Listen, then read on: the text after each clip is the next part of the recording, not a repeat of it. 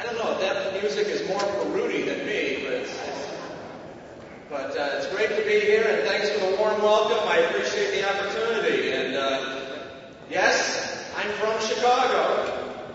Happy to be down here, though. It's a lot colder in Chicago than it is down here. You also have a lot more Republicans. You may not know much about me yet, but you will. I was president of the Cook County Republican Party in Chicago. I said to many people that was a little bit like being the opposition leader to Saddam. Mayor Daley has a few problems, actually. So many people have been indicted in Chicago that when Democrats get together, they don't shake hands anymore. They just pat each other down. You know, I'm not that well known as many of the candidates, so I want to introduce myself to you. Some of you I've met before in my travels. I've been doing this for over a year now. And I'd like to talk about my daughters. I have 4 daughters. Actually, I have 4 daughters, a wife, and a female dog. And I like to read to my daughters at night. And one time I was reading to my daughter Stephanie, and she looked up at me and she said, "Daddy, do all fairy tales begin with once upon a time?" And I thought for a second, and I looked at her and I said, No, sweetheart, there's a whole series of fairy tales. They begin with, "If elected, I promise."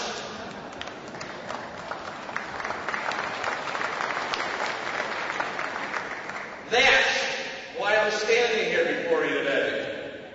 I'm not a governor. I'm not a senator. I'm certainly not a celebrity. Don't want to be. So who am I? I'm a husband. I'm a father. I'm a member of my church.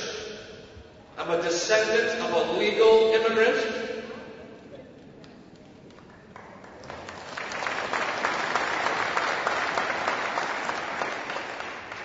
Most of all, I'm a Republican.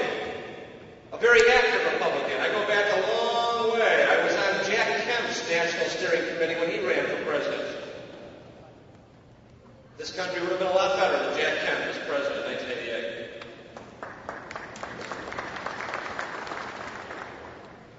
I worked for George Bush. I supported George Bush. I am so happy that George Bush is president of the United States and not Al Gore. And we saw that this week, because this week the Supreme Court, Sam Alito and John Roberts and everybody else there stood up for life. And thank God for George Bush appointing those justices. But you know what? I'm also a Republican who's been disappointed. We became the party of big government. We spent more than any Congress since LBJ, and we didn't veto any of that spending. We tried to solve problems, but we did it with big government. No Child Left Behind, Medicare Part D, McCain-Feingold. This is not what the Republicans believe. I'm a Reagan Republican. I believe government is not the solution. Government's the problem, isn't it?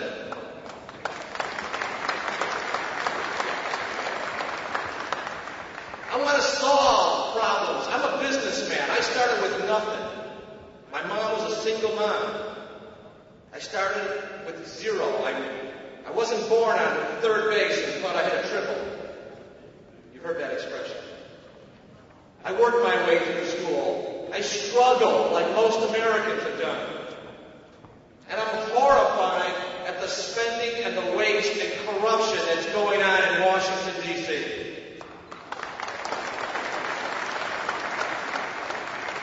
And I'm asking you today to send a message. That's why I'm up here. We need to send a message to the media. We need to send a message to the people of this country. We need to send a message to the Washington elite that we want our problems solved, but we don't want those problems solved with big government. We want our problems solved with real solutions from people. Because we solve our problems. So join with me in sending a message. And I'm glad you decided to talk about issues today, because my campaign is all about issues, about solving our problem. And the biggest issue this country faces is the war on terror and the war against the Islamic fascists who would use religion to kill innocent people. That's a big risk, isn't it? I am telling you, we need to send a message, and we need to send it loud and clear to the defeat lobby in Washington. Nancy Pelosi and Harry Reid will send a message to you. We want victory in Iraq.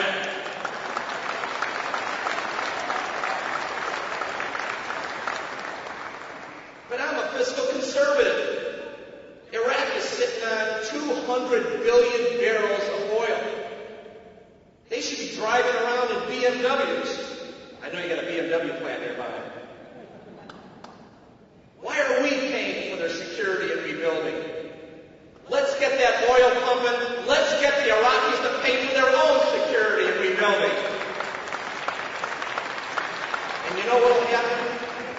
You know what will happen? We'll send a message to the Iranians. We'll send a message to Ahmadinejad and the mullahs that we stand for prosperity.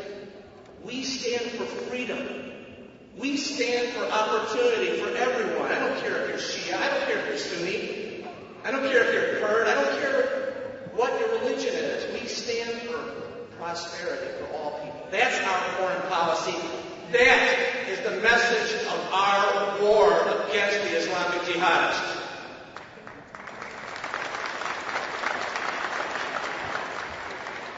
We also need to make sure that we stand for the security of our country. We are committing economic suicide with our immigration policy. The answer is very simple. We need to secure the border and enforce the law. Hey, this isn't rocket science. This isn't tough, but it takes a backbone. We've got to be able to say to employers, you're not going to employ people who are undocumented. That's all there is to it. And you know why? Because it's not fair. It's not fair to businesses that obey the law, right? It's not fair to the people who apply to come to this country legally, and thank God they have, because we need people to come to this country and to become Americans and learn the English language. I don't want guest workers. I want Americans who become part of our community, who become part of our society, who send their children to our schools and send them off to war to defend America. That's what America stands for, and that's the America I want to be a part of. We also have to make sure that we provide a growing economy. We've lost too much manufacturing in this state. I know you've got a textile industry that has been decimated. Well, you know what? I can't do a thing about what China and India do. Yes, I can use trade authority. I can complain to the WTO, but you know what? We've got to do things ourselves here. We've got to change what we're doing in America. And the first change that I'm going to talk about doing is getting rid of the tax code and putting in the fair tax.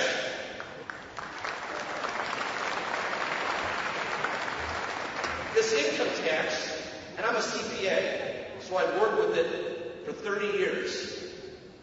This income tax is like trying to compete with one arm tied behind your back. We're not going to be able to compete with that. We've got to get businesses able to compete on an even playing field. Foreign manufacturers don't pay the income tax, but domestic manufacturers pay it. General Electric pays $10 billion a year in income tax. They do a tax return that's this time. Get rid of the income tax and we'll give U.S. manufacturing a chance to compete. We've got to produce things in this country. We can't all work for casinos or Walmart.